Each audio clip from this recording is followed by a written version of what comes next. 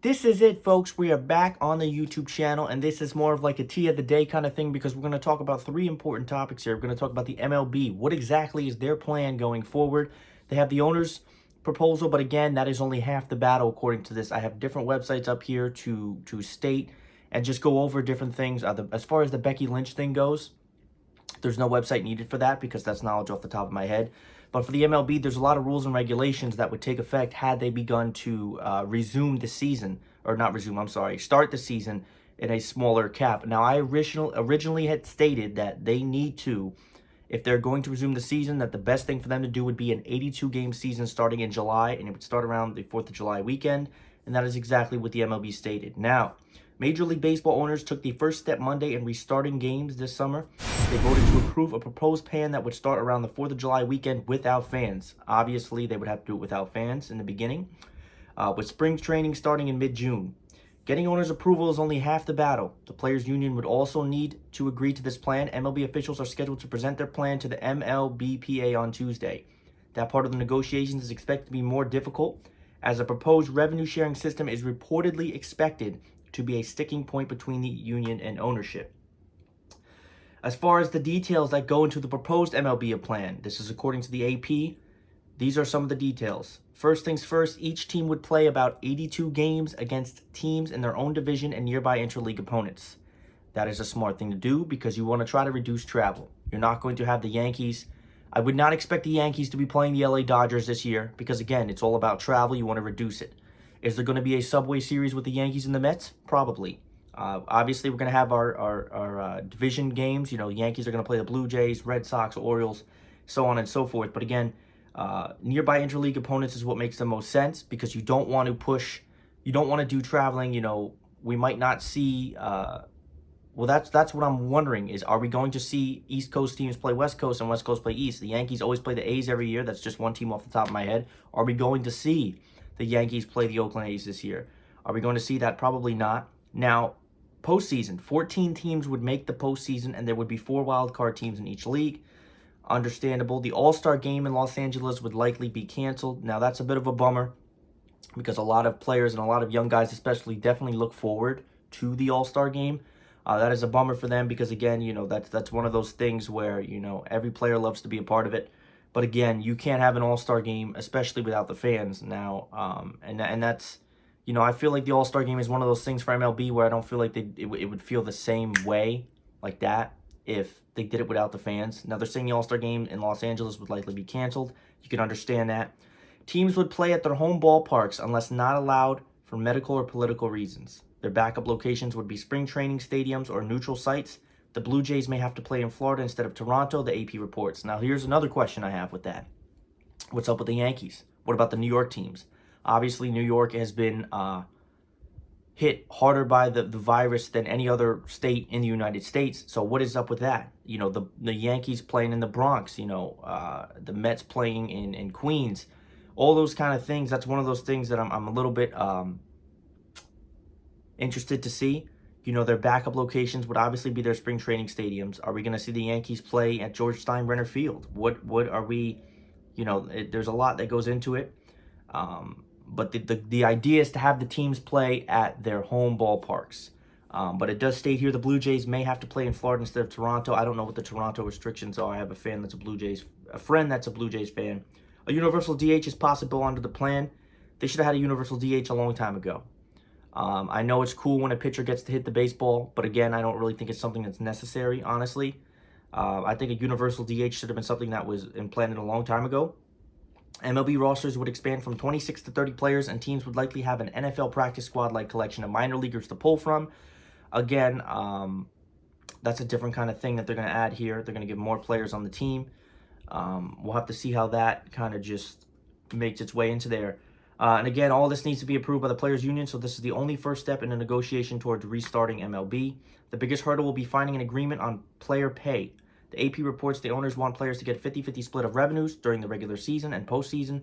Such a revenue split would be new for baseball and could complicate negotiations. Absolutely. That is one of probably the biggest problems the MLB could potentially face with this is the players, you know, the players get all this money, But you have to keep in mind the MLB is not generating as much money because they're not getting ticket sales. They're not getting revenue. They're not getting all of these things that they're typically used to getting. So now, you know, some players that are getting 30 million or getting 30, not 30 million. Well, some of them are getting 30 million a year. Some players getting 30 million a year, they might have to take 20 million a year. And again, I think that that's going to complicate some problems for some players, because some players in the MLB, I think the MLB over the last couple of years, some of the players have gotten really selfish. And I hate to say it, I'm not going to name drop, but you know who those players are. And to me, that's one of those things where I feel like a lot of players will be okay with it, but you got to keep in mind, if I want to play the sport of baseball and I'm playing in baseball and I'm making $30 million a year, I will take $5 million less so I can keep playing this sport. $25 million a year is good for anybody, all right? I understand you have contract negotiations, but again, this is what would come with it. How much MLB revenue comes from attendance? Reports indicate that MLB will propose a new revenue sharing plan for the 2020 season. Players will receive a certain cut of the league's revenue in a one-year iteration similar to NBA or NFL's usual system. A source told Yahoo Sports MLB will enter negotiations with numbers showing that fans attending games typically account for 51% of local revenue and 40% of the league's total revenue. So, just a little bit of a recap. The league canceled spring training. They suspended its season on March 12th, as they needed to. The coronavirus gripped the country. Later, MLB and players agreed to a series of stipulations to temporarily deal with the financial ramifications of the upended season. Players secured assurances about service time, which determines when a player reaches free agency, so on and so forth. Now, I think realistically, I do think the MLB will have a season. I do think the MLB will play their season. But again, one of the things that's going to be interesting is the revenue part of it, because we're not very sure about where that's going. We're not very sure about what is the players going to do. What are they going to say? That's just one of those things where I think that could get a little bit hairy, because some players in the league I think are very, very selfish, and they know who they are. I'm all about someone going and getting their money, but again, you want to play the sport, this is where you're going to have to meet, okay? I do think the MLB will resume their season, and this is definitely a topic to stay on top of. In wrestling news, former WWE superstar Alberto Del Rio has been arrested for sexual assault. Now, I'm not going to accuse anyone of being a sexual assault suspect, but I'm going to tell you this from the jump. Alberto Del Rio comes off as an asshole, okay? And he has for many, many years. He is one of those guys that has been in the headlines for multiple reasons, and all of them usually wrong. I think Del Rio was a great wrestler. I think that he was great in the WWE, but this is beyond that, and things like this are just not okay. Okay? Now, the link here is off of Fox News. Now, before everyone goes into a frenzy, Fox News is very one-sided, but this does not really have anything to do with politics. Okay? Mr. Del Rio, if I can get this open here, let's see. Alberto Del Rio, former WWE superstar, has been charged with sexual assault, according to multiple reports. Del Rio, whose real name is yada yada yada, was arrested over the weekend after a woman came forward alleging the 42-year-old beat and sexually assaulted her earlier this month. She also allegedly had photos, the local news outlet reported. The woman alleged that Del Rio assaulted her on more than one occasion, with the most recent being on May 3rd, citing an affidavit, which was also put there. It is unclear if Del Rio had retained an attorney. A rep for WWE did not immediately respond to Fox News' request for comment. According to San Antonio, investigators said that Del Rio accused the woman of being unfaithful. The woman alleged that Del Rio had repeatedly slapped her while she wouldn't admit to it, per the outlet, citing paperwork. The woman further alleged that he told her to put on a dress and dance for him. However, she refused, which is why he allegedly warned her that if she cried, he'd take her kid and drop him off in the middle of the road somewhere.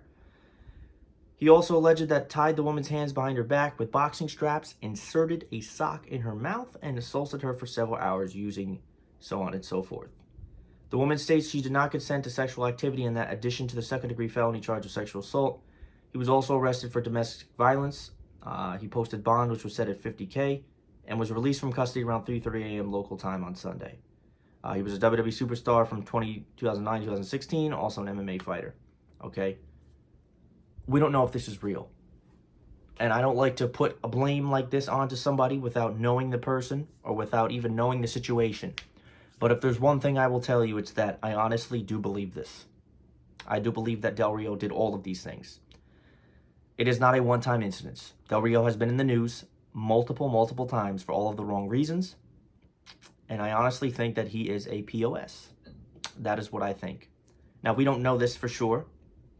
Again, we will never know. But to be honest, I believe that 90% of what this woman had stated on his behalf, I believe it occurred. I believe it occurred.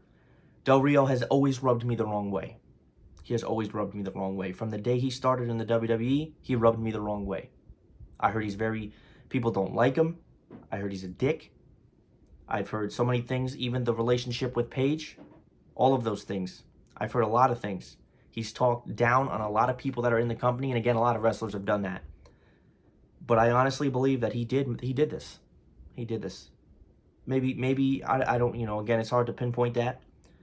But from what we know, again, I don't know him. And I like to state that when I'm talking about controversial topics, because we got to keep in mind, people, we don't know these people, okay?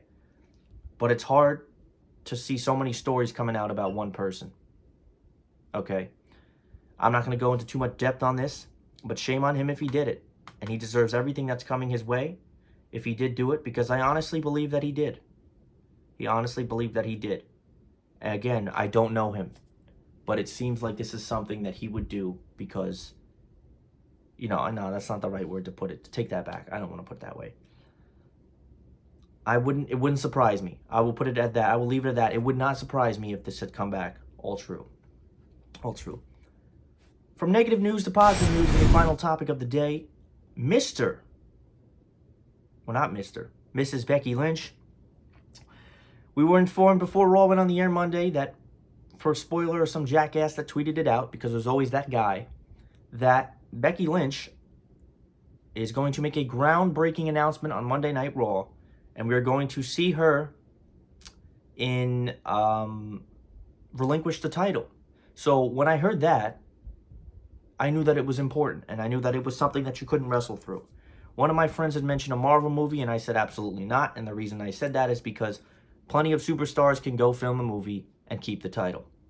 The only problem with that would be is that Becky Lynch is one of like 5 or 6 people that are on television every single week. Now, the issue with that would be, again, I don't mean to compare her to Brock Lesnar, but Brock Lesnar had the title and he was at home sitting collecting checks. And he had one of the main titles. The Universal title has never felt important in wrestling. Since the day Finn Balor relinquished it, it has never had any type of value since that day. Now, but Becky Lynch, I figured, and I had it right on the head. I said, I think she's pregnant. Because when you are pregnant, you can't wrestle and you have to relinquish the title. She comes on to Raw Monday, emotional as expected, and she states that she is pregnant. She doesn't say it straight up. She says, you're going to have this title because I'm going to go be a mom. We were told that some of Asuka's initial reactions were pretty real. We were told that some of her reactions were, she actually didn't fully know that she was relinquishing the title. I don't mind her giving the title to Asuka. I kind of wished, in a way, that they kind of announced this before Money in the Bank. Maybe she just found out. So then the people fighting at Money in the Bank, it would have meant a little bit more if it was for the Raw Women's title. But I'm assuming that this was something that was just found out. But again, I don't know, because this Raw was taped. So if they added that segment in later, again, this whole virus kind of just confuses people. The problem, well, first off, there's no problem with it. Congratulations to Becky Lynch and Seth Rollins as well. Someone mentioned, who's going to watch their kid?